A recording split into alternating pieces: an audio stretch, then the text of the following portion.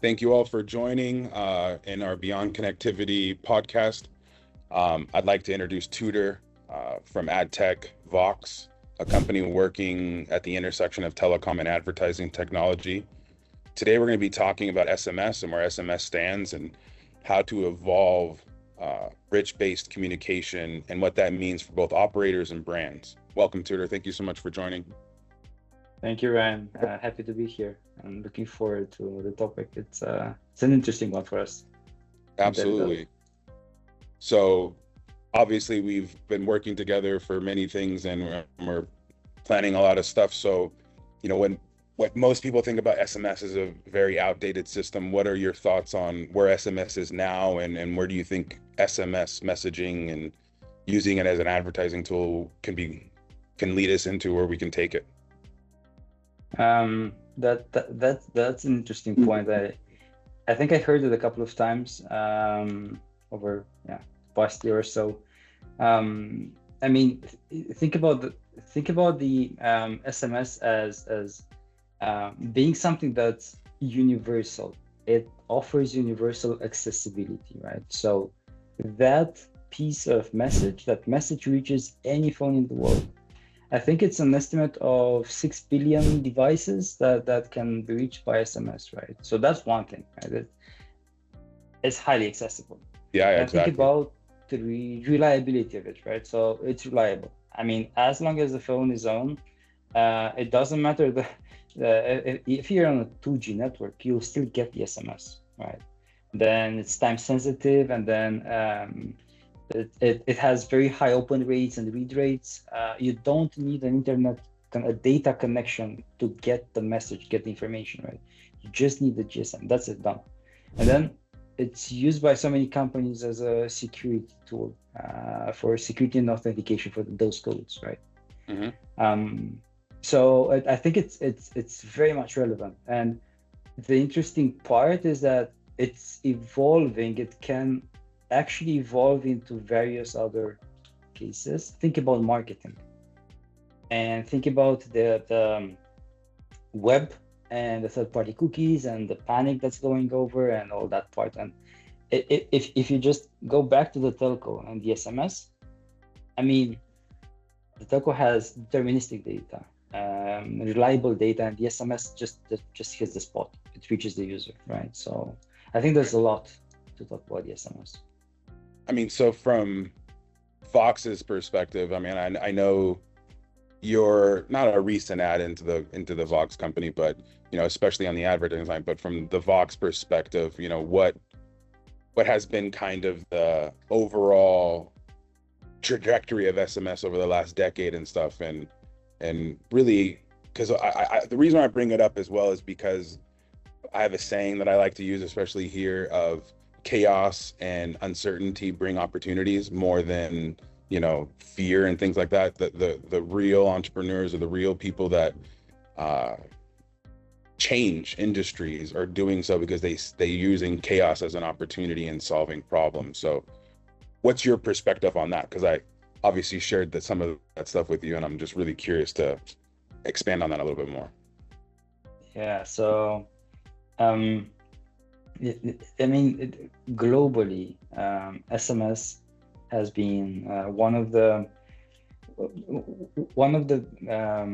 revenue drivers for telecoms, and more than revenue, actually the EBITDA drivers for the telco operators, right? I think there's some estimates in between 5 to 15% of the EBITDA of a telco carrier is generated by application to person SMS, so the A2P SMS, right? I mean, you can confirm that. 5 to 10%, that's amazing. No, that's true. I mean, that's what we're seeing here in Bolivia for sure. But I mean, hearing that worldwide is pretty cool too, like of that aspect. It's a big potential. Yeah, I mean, SMS is still one of those revenue drivers and more like profit drivers for telco operators, right? Mm-hmm. Now, the problem in the last years, and again, you might have seen it as well. I mean, we're calling it a bloodbath, right? A2P SMS bloodbath. It's the OTT players, right? The over-the-top players like WhatsApp, Vibers, Telegrams, all those services that run on the infrastructure of the operator because they need the data to exist. They managed to take away part of the revenue that's being generated via SMS, that was generated via SMS for the telco operator, and they're taking that revenue and they're not sharing anything with the telco operator, right? I know that there's some fintech providers that switch their like 80% of their traffic or even more, the OTP, the authentication codes, right, that they used to send over SMS, they switched that to a player like WhatsApp. And now that was a change that affected a couple of operators in the region, because that was an important chunk of the revenue. And what do the operators do? They keep on raising prices because the revenues are dropping, the A2P SMS usage is dropping, so they panic and they just increase the prices, right? Right. But that will continue to get more enterprises look at other options to send the OTPs, right? So why increasing the price of the message and still selling the SMS as a utility instead of just starting to think about it as a value-based thing, high performance media channel, right? So that's what we've seen. It's the usage is decreasing, the revenues are decreasing, and the operators start increasing the price to recuperate that. But instead of coming back to the market with a different proposal, with a different value for the market, right? Which is actually that's what WhatsApp is doing, right? Exactly. I mean, it's the things that you're saying ring true to so many OTPs. It's not just WhatsApp and messaging, it's also the advertising side. The Googles, the Metas, they're generating all these revenues in advertising, and operators aren't getting any of that piece. And obviously that's something that we're working on ourselves here in Bolivia and worldwide with our partners.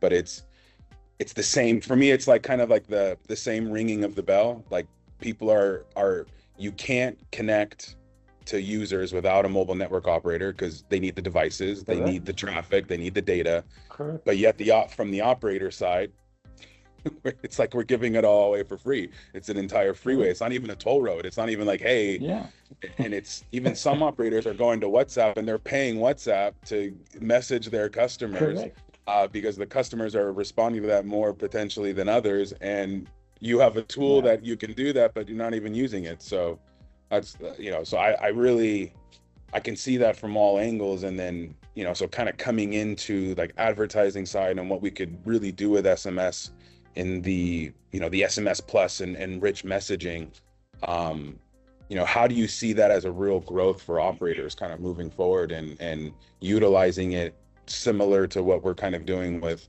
the Viva app and Alva of creating advertising revenues?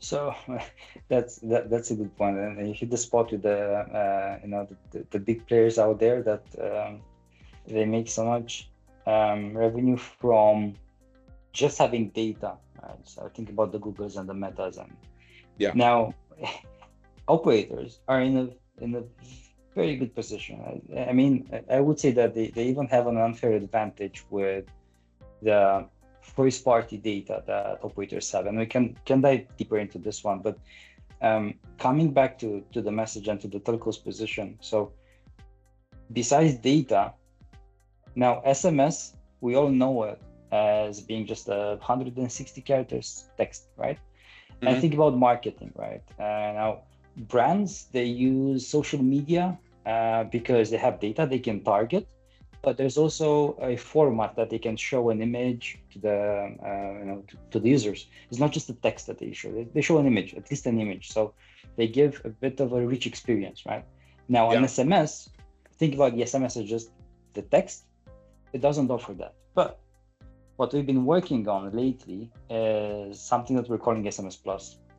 And we've started to speak about it and show it and showcase it. So SMS Plus turns the trustworthy SMS channel into a rich and dynamic experience.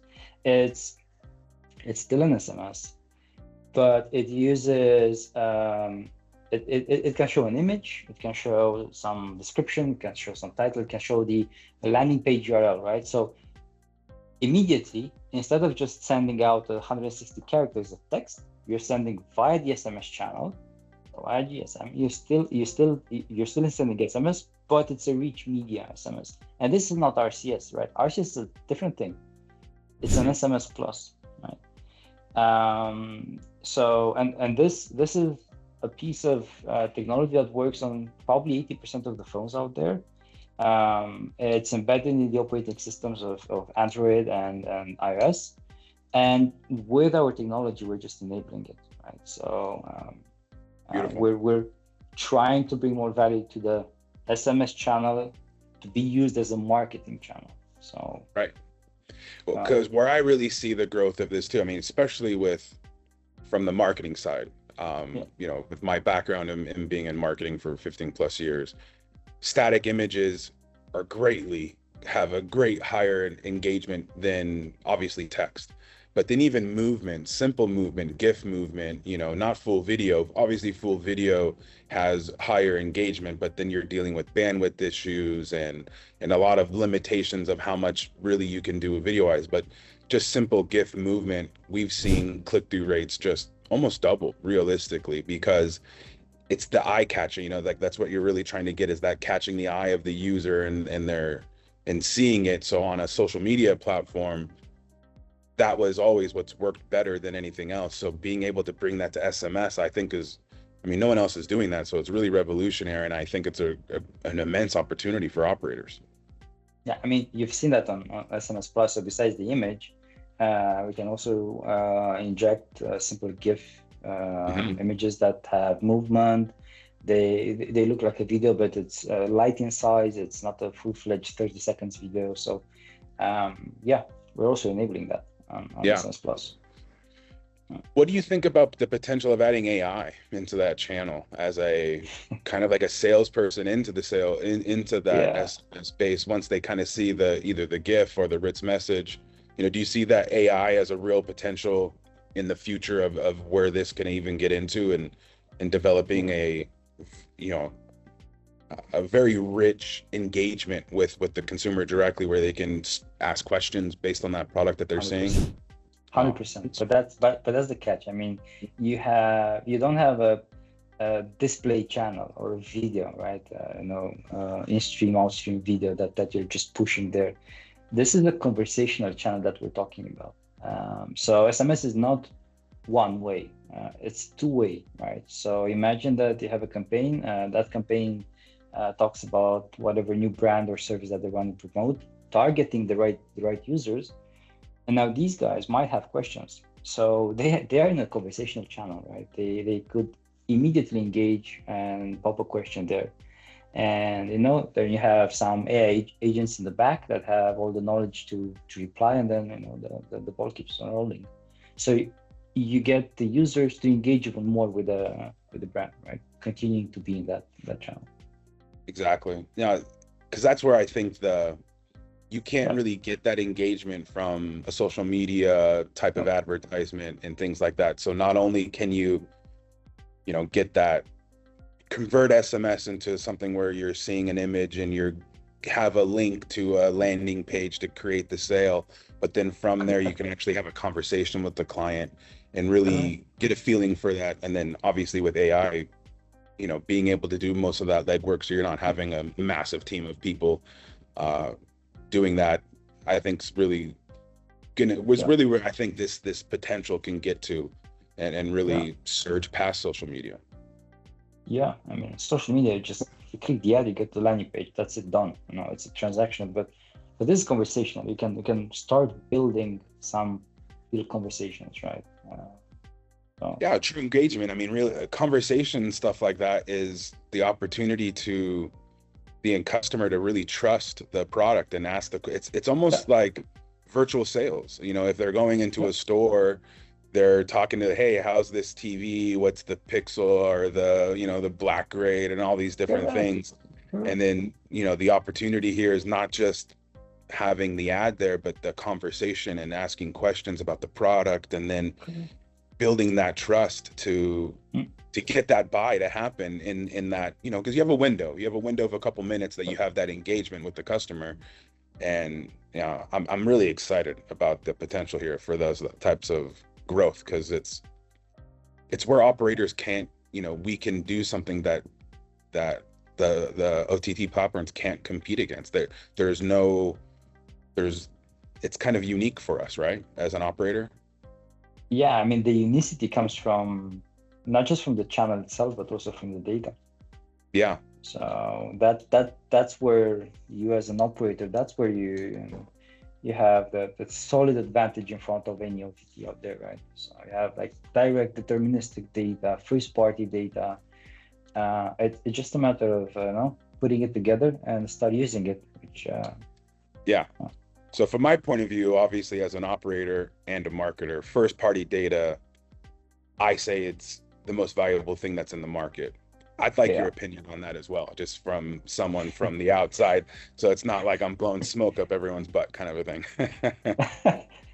So yeah, that's interesting. So to me and you know it, I entered telecom kind of recently. I'm more from the advertising part of advertising industry. So we're trying the same, my friend. We're the same. Yeah, I know. But what baffled me is, like, telecom in a telecom operator, there's so much user-related data, subscriber-related data, so much. It's incredible how many data points there exist, and at the same time, it's not being monetized at all, right? So at max, you would see some telco that's trying to just churn to build some audiences based on their CRMs, which is mostly okay. You have the classic demographics and maybe some spend and tonality of a customer, but they stop there, right? Yeah. And there's so much more into behavioral modeling of audiences, into what people are interested in, like really interested in, like sport cars, sports, electronics, gaming and whatnot, right? Which is actually, when you start to think about data and you start using it and segmenting it, and really start, instead of just sending mass messages, spray and pray that maybe somebody clicks or engages your ad, like doing the hyper targeted ad, a campaign with the data that's owned by the telco, we're seeing very good results. So my take is, there's so much data that's unused by telcos, and that's what we're trying to do. That's why we're here, right? We're here to enable that data monetization, because we've seen very good results and we know how to do it, right? Yeah, for me, even on the consumer side, what we've seen with our customers in Bolivia is it's almost an appreciation, because a lot of people go, oh, privacy, you're using my data. And when you're coming from a place like we're coming from, we're giving the customers it's hyper targeting. It's not even segmentation. We're giving them a specific ad that we know would work for them because of their likes and interest.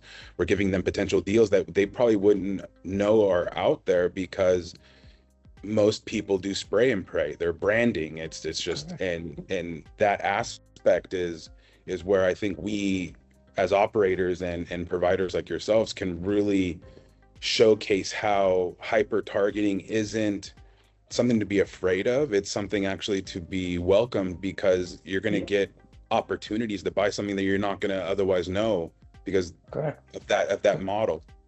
Yeah. I'm going to give you some numbers, right? Sometimes I shy away from giving numbers because that frames and so it just I'm not talking about retargeting existing users of a brand, or they bought some product. So it's not about retargeting existing users. It's about acquiring new users, right? So we've run multiple campaigns and we've seen on different verticals. Now, we run A/B tests, right? Our base campaign, right? The reference one, usually offers between 1.5, 2.5, maybe 3 at max click-through rate, right? So at max, 2.5% of people would click, right? So Yeah. that's a number. Now, when you start sending a campaign that's targeted based on users' intent, we've seen that CTR jumping to 9, 10, 11%, 12%, right? It varies on the industry and type of campaign. Yeah. But that's a massive difference, right? That's almost, you know, 8 times, 6 times more than you would see on the base campaign. And that's because, you know, if you just send messages as blast, they become spam. You know, people are not interested in them. But send something that's interesting, because I'm interested in that topic. I'm genuinely actively looking into that topic right now. You know, I'm gonna click if it's something interesting. I'm gonna try to see what that is about, right? So absolutely. And we really have the opportunity as well to add location based into it as well. So not only something that's potentially interesting, but while you might be walking by that particular store that you were interested in looking at a couple of days ago, maybe you forgot and you're walking past it. So the opportunity to do location based, you know, obviously the only ones that can do that are operators. And what are your thoughts about potentially adding location based you know, messaging into that as well as a of course, demographic or market piece? I wasn't even thinking about that. That's, you know, the more diverse data points you add into the algorithm, the better the engagement, the better the targeting becomes, and the highest engagement you can get, right? Location based, that's one good example into you know, mixing it with intent, right? So think about, you know, somebody that wants to move, so people that are looking for furniture or home decorations or whatnot, right? Now that's an audience segment, but then run it as a real-time campaign, you know, in an area where, I don't know, it's a furniture brand or a home deco brand is like close to a mall, right? So when I'm walking by there, right, immediately I get the message telling me, oh, by the way, you're very close to this shop. There's an offer for you if you go today, right? And, you know, get it on your phone. It's like, oh, but I'm interested in some home deco. I'm gonna walk into that shop because I'm like nearly there, right? So that's the power of location. Then we've seen very good results with travel on the travel vertical. So on the travel vertical, think about roaming, right? People that just, you know, just go to different countries to visit something, you go to Paris. Now you land into Paris, and then a couple of minutes later, you know, after you receive your roaming notifications, the quotas, and now you're roaming in a different network, take care, now it's different rates. Now a couple of minutes later, you get a message from, I don't know, Louvre. Hey, by the way, today, if you go to Louvre or if you buy a ticket from Louvre from this website, you get the 10% off because you're a valued customer, you're traveling, and all that. That would be interesting, right? You're traveling in Paris, so why not? You know, man. Get an offer.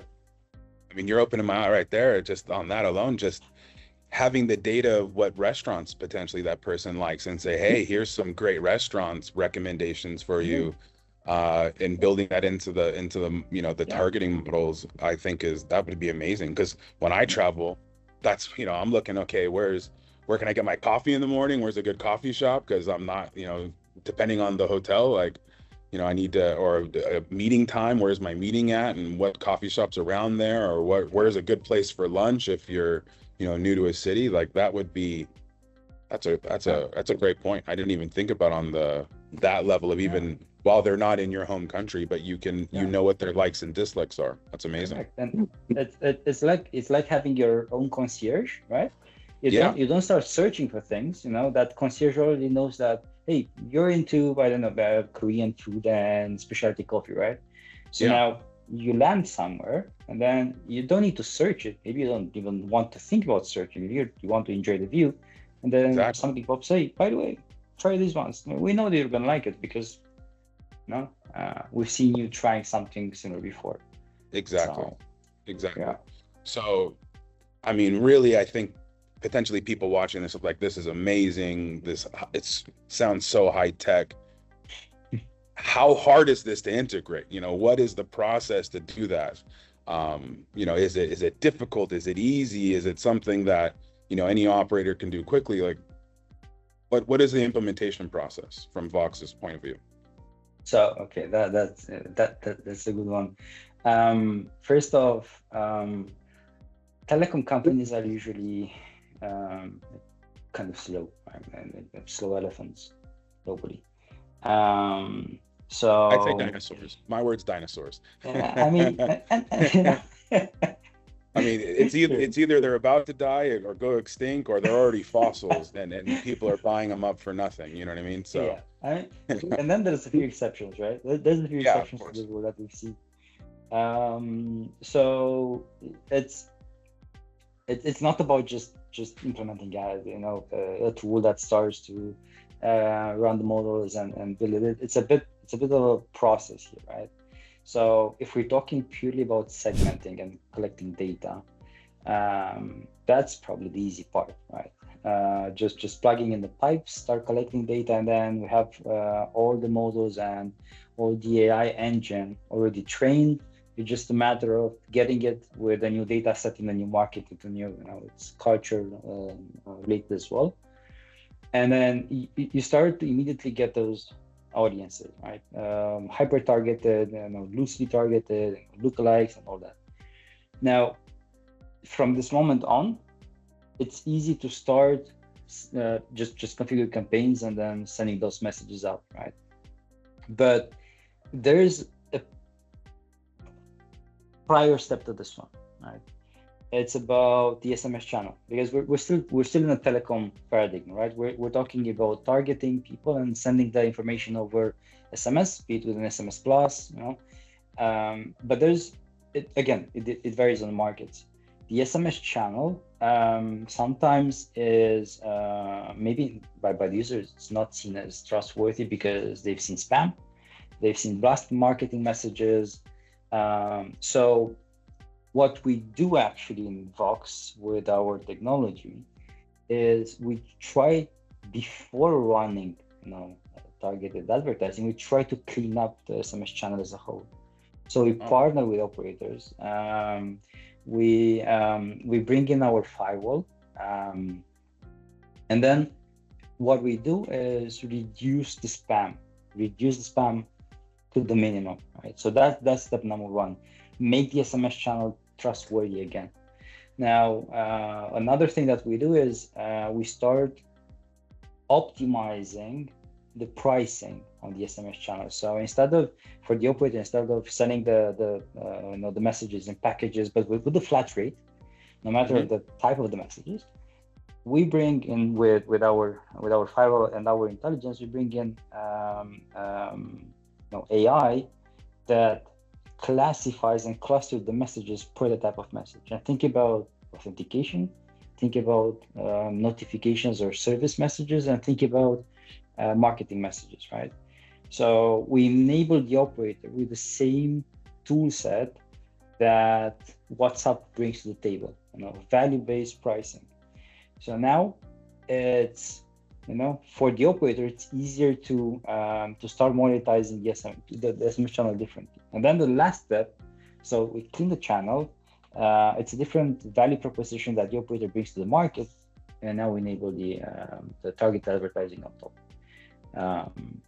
So then from the operator side, is the operator coming out of pocket to do this, or is that something you guys are doing, working with them and helping them out in the front side? Like what's your model for deployment? Because most people selling, especially as an operator, my inbox is full of, let me sell you this BSS, OSS, let me sell you this, look at this. So what's your approach to that aspect to kind of to differentiate yourselves? We're not in that type of business, so we're not selling a SaaS or software license. There's a lot of companies that do that, but we're not there. We're there to be partners with the operators. So we talk about revenue share models. We talk about bringing in incremental revenues. So we talk about actually helping the operator monetize their assets. better, right? Hmm. So we know we're good, we know what we do. So that's very easy to come to, in a new deal. And we talk about revenue shares and incremental revenues. And usually, most of the investment, if not all, sits with us. So it's usually we're calling it zero capex and opex, right? Right. Yeah, That's amazing. So I mean, it's obviously I have firsthand knowledge of it. That's why I wanted to get into that because I feel it makes it so much easier to. It's not a barrier to entry. It's like we can install. You guys can install the firewall, help reduce that noise, yeah, actually increase revenues, just on SMS piece, and then being able to then make channels. I mean, that to me is like the biggest part of what I really like about your software is, because what you just said earlier in the beginning of when we were talking, they're raising their prices with the authentication side of thing because they're losing that revenue. And by creating different channels, effectively, it can lower that pricing to attract them back, but then raise pricing on other things that have a higher value. I mean, because at the yeah, end of the day, marketing and you're paying your ROI is what the CTR is and how many people are engaging. And, on our platform and what you were saying on the just a basic generalization of some type of hyper targeting, you're seeing click-through rates in that 10% range, where Google Meta they're at 1%. But then SMS is even more, and then on top of that, having a rich based SMS with pictures and GIFs, it's even higher. It's much more valuable, correct? So in turn, yeah, we could charge more for that. yeah. I mean, instead of just selling out bulk marketing messages in billions with a, I don't know, 1 cent rate or half a cent rate or what rate is in the market, you're actually thinking about adding value to it, and instead of just selling the SMS, about think about monetizing data, right? Why sell the SMS? One SMS when we can talk about monetizing based on click-through or even conversions or leads, right? Which is a different game, and that's very interesting for the buying customer as well, right? Because that's what they want in the end. Yeah, They actually don't care what sort of channel they buy or what sort of channel they invest, as long as that brings a return on the ad spend. That's what they right. care. So bring them the leads or the engagements or the click-throughs or whatever they're measuring with a fair cost, and that's it, right? Yeah, I mean, realistically, with the platform, because most SMS campaigns that people do, like again, spray and pray, and then it's like per Yep. thousand messages, cost per message. Is it a potential to add a CPA element to it, where a cost per acquisition or a revenue share, even with the vendor, with that, so that way it's not so much about the amount of messages, it's about the effectiveness of the messages, and then in turn the operator can kind of extend that revenue sharing model to the actual advertiser. Is that a potential on the platform? 100%, 100%. So instead of just buying and sending SMS in bulk, again, maybe praying that somebody might click, it's about using the platform to do to hyper target your audience, and then it's a cost for the result in the end. It's a cost for the lead, for the acquisition, for yeah. So that's what you do actually. That's very interesting for us. That's, I mean, effectively taking SMS into a digital advertising ecosystem is really what this is. Yeah, yeah, 100%. Yeah. Do I you mean, see? Oh, sorry, no, please. it's about helping telcos become media platforms. Yeah, They used to be media platforms. They used to be the first media platforms like 20 years ago, maybe, right? yeah, They kind of lost that due to social media, OTTs, the WhatsApp, the Metas and the Googles. Now they can still do that because they have the ingredients to do it, right? The data and the channels, and still a trusted player. People still right. trust the telecoms, right? So Yeah, I mean, realistically, right now, innovation for telcos is 4G, 5G, 6G. That's like it's considered innovation in this industry. And I really think they're missing the boat, and that's where I'm extremely happy to be in partnership with you guys and really changing that dynamic, transforming that dynamic to like this is what true innovation is. True innovation is solving problems for for the advert, because advertisers are frustrated with social media networks at the end of the day. Like I just read a report yesterday about Facebook letting scammers and stuff through because they were just putting so much money into the platform. They didn't want to block them because they didn't want to lower their revenues and affect their stock price. And, that's where, a lot of those platforms are the trust in that platform is eroding because they're just letting anything in for the money aspect versus, what an operator could provide, and that trust and that, because the way our system is closed. And I know, is that the way your system is too, where like you can only come in if you are vetted through the operator and through the system? Correct. Yeah. I mean, it's nobody can just start throwing out SMS messages through this platform. You need to run through a vetting process, right? So yeah, and for as an operator, we have trust with our clients, and we can't lose that trust. And that's why I think we're very much aligned on even how we bring in the advertiser side is, we're not just allowing anyone in to advertise to our clients. We're very particular. And, going back to the privacy issue, because I get that question a lot, like, oh, what do you think about privacy? And that's how we guard against the privacy. And that's how we utilize it for a better customer experiences.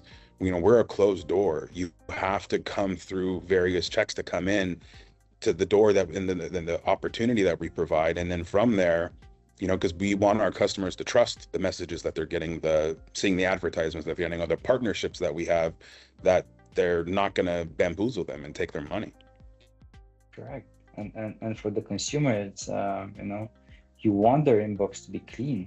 You want to avoid the fatigue that exists right now on social media and all the open web, with hundreds of ads that hit you each minute, and people don't even see the ads anymore. There's so many, right? Yeah. And keeping the SMS channel clean, that can be actually pivoted into, it could become a very interesting channel to target more and advertise more, right? Absolutely. In your opinion, do you see this as an emerging market tool or an existing,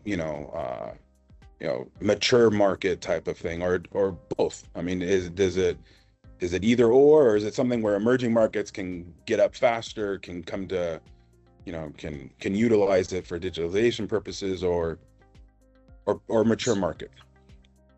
So I think it's both, but the emerging markets are interesting, because they can leapfrog, right? And usually emerging markets are mobile first. They just skip desktops and laptops. They're mobile first, right? Yeah. So that's one thing. Now, and they're very eager to innovate and be entrepreneurial and test out and try out, right? So that's something that where we see this one flying quite nicely, right? And there's another thing. It's a blue ocean in the emerging markets, right? All the big advertising players, they actually swarm around a couple of regions worldwide, US, Europe, where everybody goes, right? But they really discount what can be built, and what can be built in these new emerging economies all over, which are mobile first, right? And there's enterprises that innovate, there's enterprises that want to reach out to their users and customers. So I think it's more of a emerging market, because users are not tired of seeing so many ads. It's more like a blue ocean there. Well, the operators are probably more aggressive too, because they want that opportunity to Sure. To generate higher revenues, because Sure. they're dealing, because there's a lot of mobile users, but there's a lot of competition with regards to operator to operator. So what we've seen is just the ARPU just tanks, because like you said earlier, I really like what you said earlier. Like most of what they do with data is how to develop a better plan. Oh, this is a better plan. And the funny part for me is it's like if you look at it from like a 10,000 foot level, that better plan is more data for less. It's like, wow, that innovation is amazing. You just offered more data for less, or added something else that consumes data and threw it into a pack Yeah. for less. Like, innovative. I can't believe how amazing you used AI to solve that problem. Yeah, true. Yeah.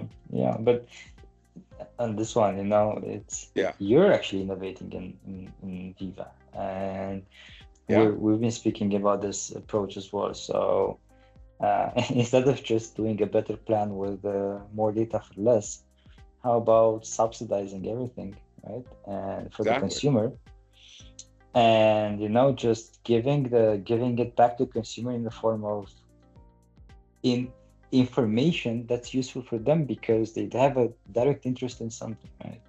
Exactly. So subsidizing, the subscription plan, the data plan with targeted ads, right? So Yeah. that's a way to look at it, right? That's innovation, right? And that's Yeah. something that looking at the emerging markets. So So, like, one of the best stories I heard was with Julian when I was with you guys about how, you guys were at a meeting and the operator is like, hey, see that pretzel guy outside selling pretzels? He has a higher ARPU than we do. Like, what the hell are we doing? Like, that to me was like just like yeah, pure. I mean, it's comedy, obviously, for that aspect, but at the end of the day, it's an underlying truth that people are right. spending $4 or $5 on that pretzel every day for lunch outside of that operator's office, but yet they're spending $2, $3, $4, $5 for a monthly service plan. Yeah, Like, that's how devalued operators have devalued the platform and what they're offering customers, so much where pretzels can cost more, and they're spending 10 times more on pretzels per month than they are on their own internet connection to their devices, like connect them to everything. yeah, Yeah. yeah. Yeah, and then So yeah, please. yeah, you as an operator, you have infrastructure, you have technology, you need to innovate. You want to add 5G because your competitor did that, but the pretzel guy he's just doing pretzels. That's it, right? Yeah, He keeps on exactly. seeing the ARPU going high, right? Yeah. Um, So over the next 3 years, with this, because I know both of us have many partners and obviously working together, where do you really see the potential to be in the next 3 years with the SMS Plus platform and capabilities, and really changing the SMS market?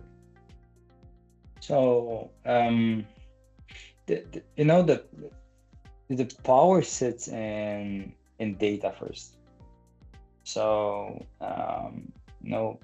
getting back for a telecom player to get back in the center of the advertising business, the advertising revenues, which are in the realm of multi hundreds of billions, right, yearly, and they're only increasing. And using data on the marketing and profiting the marketing, an advertising proposal to the enterprises. So for the enterprise, instead of just sending thousands of messages, they would be sending less messages and having more engagement from the users, and using SMS Plus as a tool to provide a different type of experience, a richer experience to the end user.